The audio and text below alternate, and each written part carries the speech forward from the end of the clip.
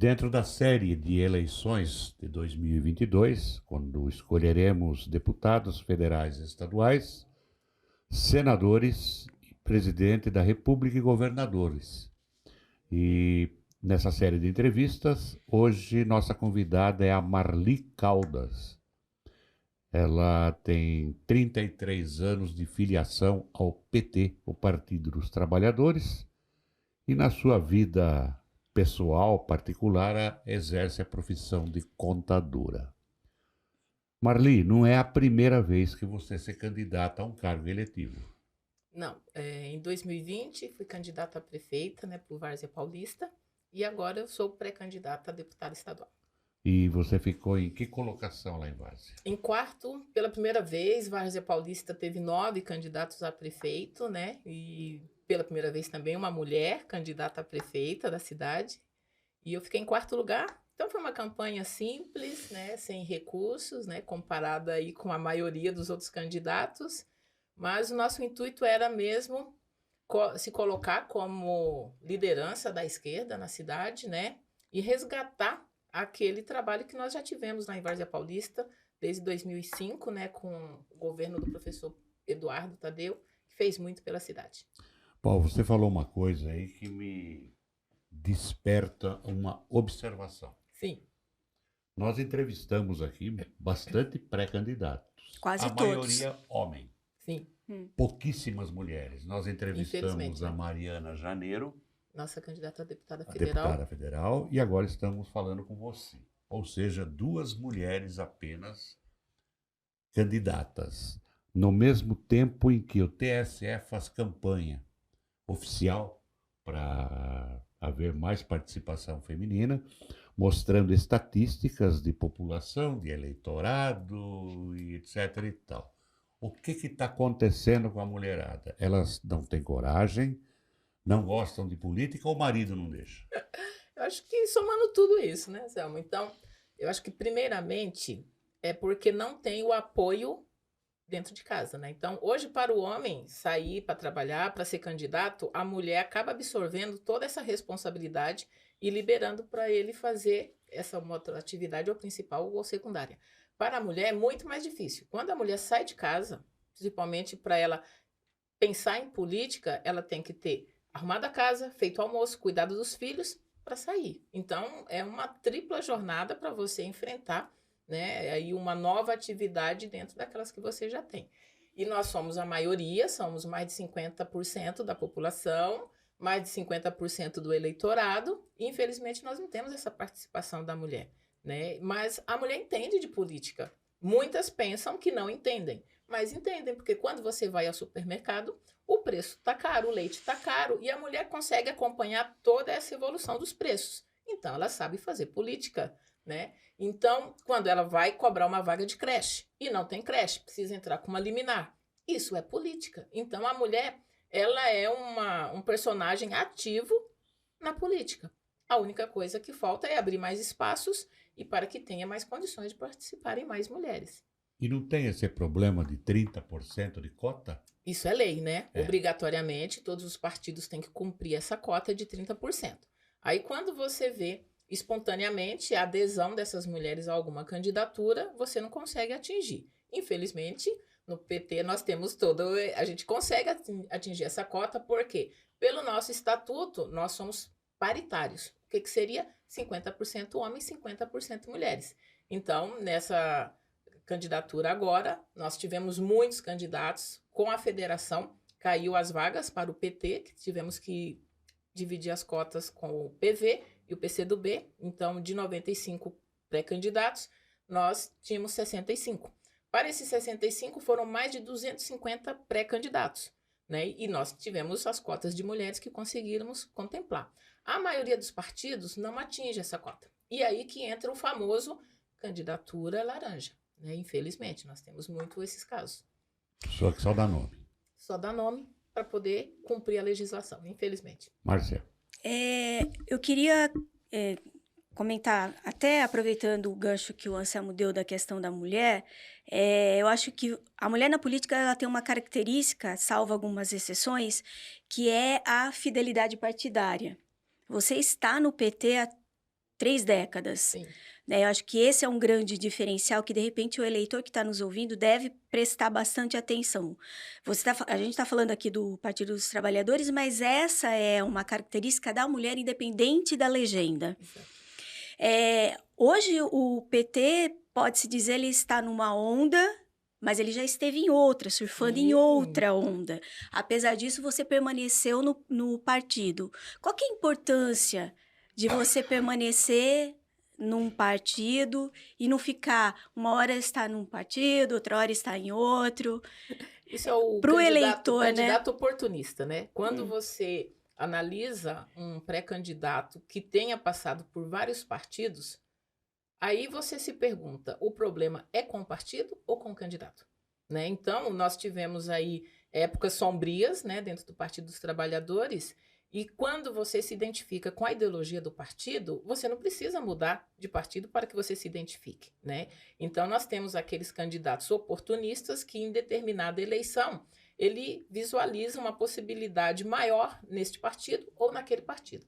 Então, em 2020, quando eu fui candidata a prefeita em Várzea, então, eu sofri muito ataque, PT, nananana, mas se eu saísse do partido hoje, quebraria a minha credibilidade. Por quê? Não é porque o partido está no momento não tão favorável assim que eu vou mudar de partido. E hoje, em 2022, o momento é um outro, né? É completamente diferente de 2016, de 2018 e 2020. Então, o que o eleitor precisa analisar muito é que o candidato, ele é oportunista ou ele é idealista? Você acha que o eleitor, ele vota no partido ou no candidato? Muitos falam assim, você está no PT, porque eu tenho um perfil completamente diferente, né, do típico petista. Então, eu sou empresária, eu sou contadora, participo Não aí... é sindicalista. Mas eu participo da associação comercial, sou tesoureira desde 2015, né, eu estou presidente do Rotary de Várzea Paulista, então eu estou presidente do Conselho Municipal de Assistência Social de Várzea Paulista, faço parte de vários conselhos. Então, eu tenho um perfil um pouquinho diferente. Então, as pessoas falam assim, mas por que você continua no PT? Você é uma super pessoa. Eu falo assim, então, o partido é um CNPJ. Quem é o candidato é uma pessoa física. Quem tomará decisões é uma pessoa física. O partido pode direcionar? Pode. Mas você tem que ver a pessoa. Então, para deputado, é uma eleição um pouquinho diferente, porque vai pela credibilidade que a pessoa tem, pelos trabalhos que ela desenvolve junto à comunidade e o histórico dela. Em outras eleições, você analisa quais são as propostas do partido que possa trazer para a região, para a cidade. Então, tem essa interferência. Mas 90% da eleição, a pessoa vota no candidato, né? Aí, quando a pessoa não quer votar em você, ela usa a desculpa do partido. Eu não vou votar em você por causa do partido. Entendeu? Mas o partido é um CNPJ que está lá longe, né? Vamos supor, está lá em Brasília. E eu estou aqui em Várzea, Jundiaí, Campo Limpo. Então, quem trabalharia é a pessoa física, Marli Caldas. Agora, uma coisa. Você falou assim das desculpas, né? Eu já sou mais sincero, né? Não voto em você, ou em você, porque eu não fui com a tua cara, porque eu acho você um sem vergonha. Você não tem trabalho nenhum, você nunca fez preparado. Nada. Isso. Eu falo isso. Sim. Agora você falou das desculpas. Onde o PT, com essa fase ruim que teve, vai buscar seus votos? Ou onde você pretende buscar seus votos? Bom, olhando dentro da região, né, dentro dos trabalhos que eu faço, então o PT ele continua ainda sendo o maior partido da América Latina, né? Nós temos aí é o partido que mais tem filiados e tem muitas obras, Anselmo. Então, o PT não perdeu a sua militância justamente porque fez muito, né? Quando você pega na região, Jundiaí não tem um histórico de administração do PT para ter esse comparativo, mas quando você pega Várzea Paulista, uma cidade super carente, que não tem aí um polo industrial muito avançado, nós tivemos muito feito pela cidade, com PAC 1, PAC 2, o Bertioga, que foi tudo recurso federal, a reforma do nosso hospital, recursos federais. Então, tem histórico na cidade. Então, você acaba não perdendo essa militância, porque não é um partido que nunca fez, né? E quando você vai olhar onde que eu vou buscar os votos? Primeiro, pelo trabalho que eu fiz, pelo histórico que temos na cidade e o que nós podemos fazer pela nossa região, né? Então, se você pegar Jundiaí com mais de 300 mil eleitores, Várzea com mais de 85 mil eleitores, Campo Limpo mais de 65, você amplia um pouquinho aí para Itupeva, nós temos mais de 500 mil. Quase 1 milhão de eleitores. Quase 1 milhão de eleitores. E quem são os nossos representantes hoje na Assembleia, no Congresso? Então, nós não temos representatividade. É uma região enorme, com capacidade de eleger 2, 3 deputados. Com poder econômico, né? Sim, muito. Jundiaí, né? Jundiaí tem um poder econômico razoável. Então, mas de arrecadação. De arrecadação. Sim, é muito dinheiro. Então, acho que foi o delegado Paulo Sérgio que fez até um videozinho falando disso, do morador, do eleitor, votar em candidato da região, porque ele estará aqui constantemente e não vem aqui a cada 2 anos, a cada 4 anos, leva 10, 15 mil e nunca mais aparece, entendeu? Nós até encampamos, né, encampamos uma campanha. Foi. E nós gravamos entrevistas com prefeitos das cidades da região, falando justamente sobre isso. Deve estar no ar já Já está. Já está no ar no YouTube, Facebook, Instagram, nas nossas plataformas. Sim. Pedindo esses prefeitos, independentemente de partido, votar em candidatos da região. E a gente cita sempre como exemplo os Alexandre Frota da vida, Tiririca, Janaína Pascoal. Janaína Pascoal levou 25 mil votos em Jundiaí. Isso. Nunca pisou aqui. 4 anos, nunca mais retornou. Quer dizer, ela nem veio na campanha, nem veio na campanha, entendeu? Tiririca que nunca pisou aqui, né? Não. Então, mas a Janaína é um caso de candidata oportunista. Talvez não partidária, mas de momento, de situação, de condição, Sim. né? Ela se destacou naquele momento. Exatamente. Começou com uma defesa e depois se colocou como candidata. Né? Exato. Agora, me diga uma coisa. O Anselmo perguntou onde você vai buscar. Minha pergunta é como você vai buscar voto num cenário onde predomina o bem contra o mal. Se fala muito disso aqui, a gente já falou isso com vários pré-candidatos, né? Eu odeio esse termo, acho ele pobre, Vamos né? colocar diferente. Deus e o diabo na terra do sol. Porque afinal de contas, o discurso é de que a gente vive numa democracia. Então, há questionamento sobre, né? Já que você não pode colocar sua opinião, porque você... Pode morrer? Exatamente. Então, como você vai buscar voto num cenário desse? É o bem contra o mal ou... O Deus e o Diabo na Terra do Sol, um grande filme do Glauber Rocha. Exatamente. E é engraçado, não sei se vocês pararam para analisar isso, que os, vamos dizer assim, simpatizantes de um lado considera que aquele seja o bem e do outro lado o mal e vice-versa. Isso. E vice-versa. E aí a gente polariza muito e chega a um extremismo que está me assustando devido até aos acontecimentos ultimamente. Mas o PT tem um diferencial agora, porque nós estamos na federação. Nós temos também alguns outros partidos da base aliada, que é o PCdoB, que é o PV, e nós temos também a nível coligação, a nível nacional, que é com o PSB, que não tem candidatura aqui na região também. E nós temos que buscar esse apoio, esse fortalecimento, né, desses partidos, porque, em primeiro lugar, nós temos que eleger o presidente Lula, né? Segundo lugar, nós temos que pensar na nossa região, como que nós vamos conseguir recursos, emendas para a região, que precisa. Jundiaí precisa, mas Várzea precisa muito mais, Campo Limpo precisa muito mais, né? E, supostamente, hoje, o presidente Lula está na frente, né, na liderança, pode ser que ganhe as eleições. Em São Paulo, o Haddad está na frente também, pode ser que ganhe as eleições. Então, nós temos aí um cenário muito favorável para o PT, e nós estamos resgatando isso, né? Então, aquele voto de que não só pelo partido, mas o que pode ser feito pela nossa região. Mas como o Anselmo disse, independente de quem será os nossos governadores, nós temos que buscar emendas. Os prefeitos precisam. Os recursos que o município tem não cabem para poder cumprir o necessário na cidade, né? Então, nós temos que pensar nisso e buscar, e facilitaria muito que os deputados fossem do próprio partido do presidente e do nosso governador, né? Ajuda bastante. E dentro da campanha de um voto regionalizado, nós temos que pensar o seguinte: como que está a região? Como que foi feito? Eu vi aí um governador fazendo muito nesses últimos 3, 4 meses, veio tudo que você possa imaginar, mas pode ser que chegue em dezembro, não venha mais nada. O Auxílio Brasil vai acabar, né?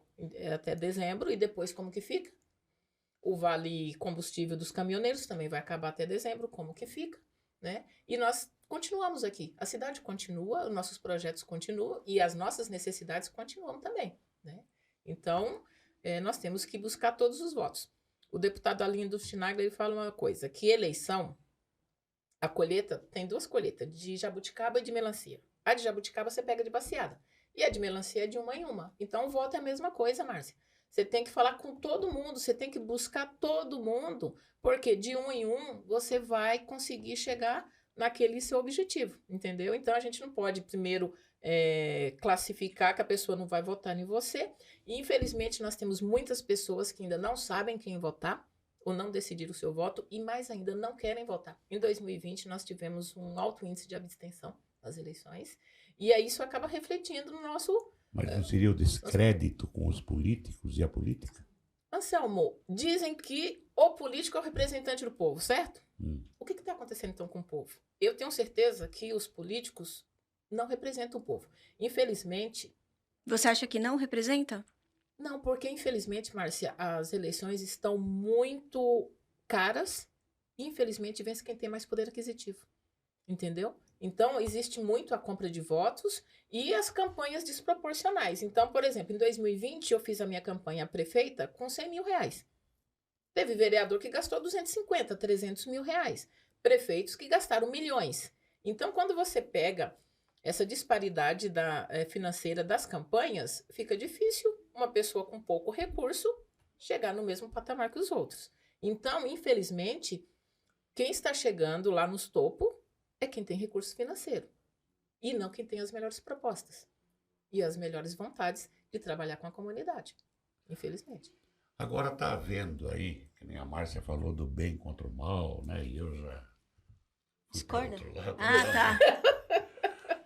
A coisa está, como é que se diz? Parece que os ânimos estão acirrados. Sim. Que eu acho isso uma tremenda uma bobagem. Um retrocesso. E eu vou até citar um exemplo. Eu conheço algumas comunidades em São Paulo onde se reúnem, bebem e comem juntos inimigos seculares e mortais. Sim. Judeu, palestino, sírio, libanês, ninguém briga. E aqui, que não existe essa divisão tão grande, tão antiga, tem gente se matando aí por causa disso. Intolerância. Agora nós estamos vendo uma intolerância política, né, numa democracia. E isso é preocupante, Anselmo, muito preocupante. Então, acho que foi... Essa semana uma senhorinha me mandou um áudio devido aos acontecimentos lá em Foz do Iguaçu, falando, mas ele tem que tomar cuidado. Mas isso reflete muito o não respeito à opinião alheia. Entendeu? Eu sou petista, eu sempre convivi com gente de direita, eu tenho vários amigos, né, que são direitosos, mas me respeitam pela minha pessoa. E nós temos que fazer isso, né? E nós tivemos aí também, além dessa morte, aí é um caso isolado, não é incomum. Não é um caso, são vários casos isolados. Esse caso. Não foi o Bolsonaro que encomendou a morte do cara, não tem nada a ver. Sim. Mas foi uma briga de um bolsonarista contra um fanático petista. por outro. Sim. E numa concentração que o Lula esteve, passou o drone jogando cocô. Teve o veneno, teve cocô. E soltaram uma bomba também de cocô. Sim. Quer dizer, tá indo longe demais. Longe demais. Mas aí o que acontece? Essa discussão fica aqui embaixo, no eleitorado. Sendo que, vamos dizer, lá no topo, está se falando política, está se fazendo política.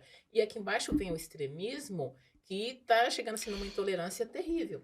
Então, mas que política que está sendo feita lá em cima, né?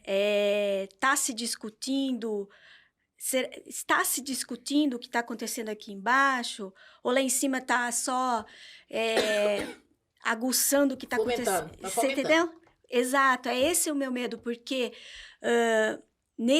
com tudo isso, a democracia ela só fica enfraquecida, né? Ela fica em terceiro, quarto, quinto plano. E aí, onde que nós vamos parar? É esse que é o, Márcia. esse que é o X da Não, questão. eu não sei se eu discordo, se eu desconcordo, ou se eu concordo. Mas assim, ó, o bem e o mal todo mundo tem dentro de si. A Sim. nossa luta diária é para que o mal não sobreponha ao bem. Não, o problema é quando fica muito, né? É muito latente isso, tá? Fica num fanatismo. Então, mas eu acho que lá em cima eles vivem num mundo à parte. Sim. Sim, É mas, outro mundo. Mas, Anselmo, o que eu percebi ultimamente é o quê? Várias lutas, várias conquistas, como eu disse, a nossa luta diária é impedir que o mal sobreponha. Infelizmente, o nosso presidente, ele veio com uma tal de liberdade de expressão, que não é uma liberdade de expressão. É uma permissão para que as pessoas revelem o mal que tem dentro de si. Infelizmente é isso. Então, essa apologia ao ódio está ficando muito, muito, muito forte. E nós não podemos permitir que isso aconteça, porque nós já estamos chegando nesses extremos. Então, aí você vê aquele promotor que agrediu a mulher, você vê o caso aí do assassinato. Por quê? O nosso presidente não fez um pronunciamento sobre isso. Sobre nada. Ele se omite. Porque, assim, quando você mexe numa coisa do seu coleguinha, sua mãe vai lá e fala assim, Anselmo, não pode, filho. E o que o nosso presidente faz? Ele se omite. Ele se omite. Ele vai falar do anestesista, eu acho. Então, aí ele leva para um outro lado. Então, assim, são tantas coisas bizarras que estão acontecendo ultimamente e, assim, com uma característica muito ruim, que você não vê manifestação. Então, é pontual, mas um chefe de Estado, a primeira coisa que ele deveria fazer é pontuar.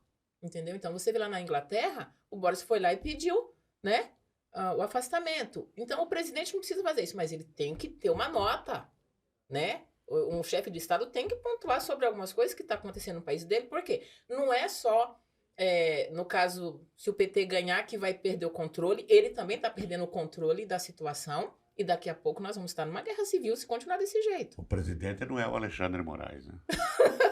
Não, só para situar, né? Eu queria saber. Porque... né? Não é do presidente da STF, então...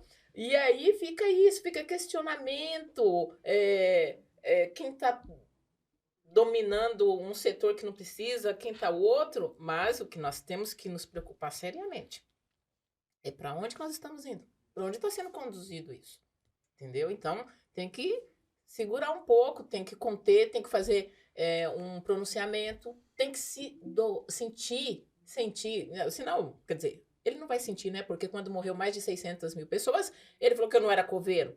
Então, quando você vê uma pessoa, não é uma pessoa, porque eu sou uma pessoa, não preciso me manifestar publicamente, mas um chefe de Estado, ele precisa se manifestar dentro do cargo que ele exerce. E é isso que nós não estamos vendo. Então, quando às vezes a gente fala assim, tá polarizado, é porque tá muito nítido isso, é que coisas estão acontecendo e quem deveria se manifestar e se posicionar não está se manifestando. Então, o que acontece? Essa onda vai crescendo, e vai chegar um momento que nós não vamos ter mais controle disso. Né? Então, o que falta mesmo para o Brasil hoje é um chefe de Estado com pulso que se posicione dentro do seu cargo que é exigido. Né? Eu não sei se está na hora de encerrar, mas eu queria... Tá? Não, pode tocar. Eu queria dizer o seguinte, o Anselmo já falou disso, da população ser a maioria mulher, de nós temos uma representatividade quase nada de mulher, e paralelo a isso, nós estamos presenciando casos lamentáveis, né? Essa semana nós tivemos o caso do anestesista. Então, eu queria comentar com você o que representa ter uma mulher num momento como esse, o que é que representa ter uma mulher na política? Você acha que poderia algo ser feito para tentar reverter esse quadro? Porque a mulher está cansada, né? Sim. A gente está cansado de ver tudo isso acontecer e não há punição, não há nada que favoreça. e uma hora é no hospital, outra hora é na escola, Até outra na hora é na Assembleia. rua, é no Teve na ônibus. Assembleia, aquele caso lá do deputado que Pois passou, é. né, a mão na deputada. Então, para E você aí a ver como... culpa é sempre da mulher, né? Porque é da Sim, a roupa, é vítima do passa a ser, cabelo, né, a a própria culpada. mulher, ela... E aí é que também, você vê, é a própria mulher que às vezes fala isso, é a roupa, mas por que que ela tá com aquela saia justa? Não E tem essa é essa liberdade. mulher, e é essa mulher que elege, né? Então, como que você... talvez é o momento de vocês trabalharem, né? Como trabalhar essa leitora, né? Para que elas tomem consciência da importância que é ter vocês lá para, de repente, defender, né? Sim, Ou essa criar campanha e políticas pensar em públicas. políticas públicas para as mulheres Isso, especificamente, né? é, Porque quando o homem pensa em políticas, ele pensa no geral, isso. né? Mas ele não vê a especificação para umas políticas públicas para as mulheres. Mas essa campanha de tentar inserir mais as mulheres na política já vem com a lei, né, eleitoral, que exige aí os 30%, mas também toda eleição a gente está precisando falar isso, né? Que as mulheres precisam participar um pouquinho mais. Porque os homens já estão defendendo os direitos deles, e aí, vamos colocar mais alguma coisinha. E as mulheres precisam pensar em políticas para as mulheres, nesses casos, né? Ou uma legislação que seja um pouco mais grave, não grave, mas vamos pegar uma mais rígida no tocante a esses assuntos. Porque aí você vê acontecer um caso, abriu um processo, abriu uma CPI e morreu, e ficou nisso, não teve uma punição, né? Mas como que a gente vai tentar trazer essas mulheres para a política? Primeiro, mas nós fizemos uma reunião e uma companheira falou bem assim, Marli, eu vim na reunião hoje porque pela primeira vez eu vou decidir o meu candidato. Eu não vou depender do meu marido. Entendeu? Infelizmente hoje o marido fala bem assim para você, pode ficar tranquilo. Lá em casa a gente tem 5 votos, o meu, da minha mulher, da minha filha, da minha sogra, não sei o que mais. Então, ele se apropria disso, sendo que o voto é até secreto, né? E ultimamente a gente está tendo que declarar o voto. E então ele se apropria disso. E a mulher, ela tem consciência de quem é o melhor candidato. O que está faltando talvez seja coragem de externar isso, né? Ou até, não vou dizer comprar essa briga, mas ela pode se posicionar. Então, o que está faltando, Márcia, é um posicionamento das mulheres que vem ainda daquele patriarcado, com medo de repressão, com medo de censura, você não entende de política, né? E quando eu falo que a gente precisa conversar um pouquinho mais de política, é fazer uma política simples, para que todos tenham certeza de que entendem de política, né? Que o jovem precisa entender de política, a mulher precisa, ela já entende de política, ela só precisa se apropriar desse conhecimento que ela tem, né? Que é o preço do mercado, é o preço do gás, é o preço da escola, né? O preço de vestimenta e se inteirar e participar efetivamente, né? Então, muitas não têm a coragem de se colocar à disposição para disputar aí um cargo, né, eletivo, mas ela pode contribuir para que eleja mais mulheres, né? Então, tem campanhas Elas por Elas, até a Mulheres do Brasil também está nessa campanha, a Luiz Helena, de eleger também bastante mulheres, porque a gente sente essa necessidade de que a gente precisa pensar em políticas públicas sob o ponto de vista das mulheres, né? Para que justamente isso a gente consiga ir resolvendo esses problemas que estão aumentando cada dia mais e está ficando na impunidade. Agora, Marli, para a gente encerrar devido aos limites de Infelizmente, tempo, né, a gente começa conversando. mas a gente tem um certo limite para evitar certos problemas. Sim. Você, caso seja eleita, depois de tomar posse, que é a primeira coisa, né? Sim. Não, ser diplomada, depois que toma posse. Depois que você fizer tudo isso, qual seria sua primeira medida, seu primeiro projeto em favor desta região, da região metropolitana de Jundiaí? Que nós temos, e Várzea sofre muito com isso, e aí você vê, pelo ponto de vista de Jundiaí também, é do hospital. Então, nós temos o hospital regional, que atende aqui as cidades vizinhas, mas as populações estão crescendo muito, né? Então, Várzea já passa de 120 mil habitantes. Nós temos um projeto lá de um hospital novo, que o recurso do município não vai ser suficiente para poder realizar isso. E aí, o que acontece? O atendimento de Várzea, Campo Limpo, Itupeva sobrecarrega o hospital regional, né? E quando uma cidade se propõe a ter o seu hospital e trazer essa demanda para ela, o Estado precisa vir com recurso, com emenda para poder realizar isso, né? Então, uma das primeiras seria tentar trazer aí uma emenda para que saia o hospital de Várzea, para desafogar o hospital regional, para que a gente tenha vamos dizer, uma saúde mais imediata, né? Porque aí você entra na fila para atendimento aqui no hospital regional, para cirurgias. Várzea não tem maternidade. Várzea não tem Aliás, cirurgia. faz tempo que não nasce gente em Várzea, hein? Olha, eu acho que os últimos varzinos devem ter aí pelo menos uns 40 anos. Eu moro em Várzea, meu IPTU é de Várzea, mas eu nasci, sei lá, em Jundiaí, Campo Limpo, né? Tem muitos campolipenses, varzinos campolipenses, né? Agora vem tudo para Jundiaí. Sim, então a saúde, que eu brinquei, que a política sempre foi regida por saúde, segurança, educação e transporte. E continua. A gente poderia estar pensando em outras políticas, mas ainda esses 4 pilares é o que norteia a nossa política, Anselmo, né? Então, a saúde, né? Porque se você não tiver saúde, você não tem nada. Então, pensando nisso, a gente tem que ver o caso do hospital regional e o atendimento nas cidades. Uma cidade que está se propondo ter um hospital, a gente precisa ver se é viável ter esse hospital e o que o Estado pode contribuir com isso, né? Então essa seria a sua primeira luta, digamos. Sim, a saúde. Sem a saúde você não consegue fazer mais nada, Selva. Muito bem. É isso. Márcia, quer encerrar? Não, Alguma outra pergunta? Eu ia falar do hospital regional, que talvez a otimização, né, desse hospital, porque parece um elefante cor-de-rosa, né? Ele tá lá, ele é lindo por fora, mas como dizem na minha terra, por fora bela viola, por dentro pomba lorenta. Tomara, né, que a saúde realmente é importante, mas abrir, né, portas abertas para aquele local lá, para que ele também possa ser utilizado de melhor maneira, de melhor maneira. E a saúde, se ela tivesse assim 100%, você até aceitaria, né, um hospital daquele porte tá tão, vamos dizer, quase que ocioso, né? Não funciona na sua totalidade. E precisaria isso, né? Pensar nessa questão da regionalização, talvez descentralizar um pouco, né, para desafogar e para que continue girando, né? É isso. Tem que girar. Ok. Nós agradecemos aqui sua presença, aceitou nosso convite. Desejamos sucesso. Obrigada. Mas isso é meio farsa, né? Porque a gente deseja para todo mundo. Boa sorte, boa sorte. A gente gostaria que a gente tivesse 10, 15 deputados. É verdade. E vamos pensar nisso, né? Eu acho que a população precisa pensar quantos eleitores tem, quem são os candidatos da região. Então, acho que federais nós só vamos ter 2, né?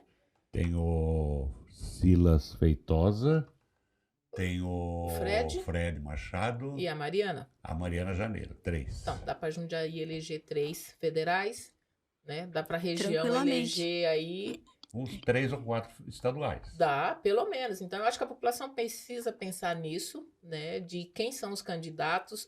Você verá novamente esse candidato daqui a 1 ano, daqui a 2, 3, 4, né? Ele entende a sua região, porque não adianta também o cara veio aqui, pegou 30 mil votos, mandar 100 mil de emenda. Não vai fazer nada, né? Porque ele não entende a região, ele não conhece a região, então fica difícil isso. Então, eu acho que o eleitor precisa pensar, avaliar, não venha me dizer que não tenha candidatos, porque nós temos vários candidatos. Opção não falta. Né? Então, se inteire desses candidatos, as propostas, os projetos, porque com certeza a região tem muito candidato Pesquise bom. O passado, o presente. Isso. Possível futuro desse candidato. O futuro será reflexo do passado e do presente. Mãe de Nai. Não. Tem que pesquisar, pesquisa, né? Que tenha trabalho na comunidade, que conheça a região. Eu acho que esse é o perfil do candidato que o eleitor precisa apoiar. Ok. Mais uma vez, Marli Caldas, pré-candidata a deputada estadual pelo PT, contadora de profissão, 33 anos de filiação ao partido, foi candidata a prefeita em Várzea Paulista em 2020 e agora pré-candidata a deputada estadual. Mais uma vez, obrigado por sua atenção, seu tempo, e espero que você volte aqui para falar como deputada eleita, mas eu não vou te chamar de excelência, tá? Tomara Deus, né? Eu que agradeço. Márcia, agradeço, Anselmo. Obrigada.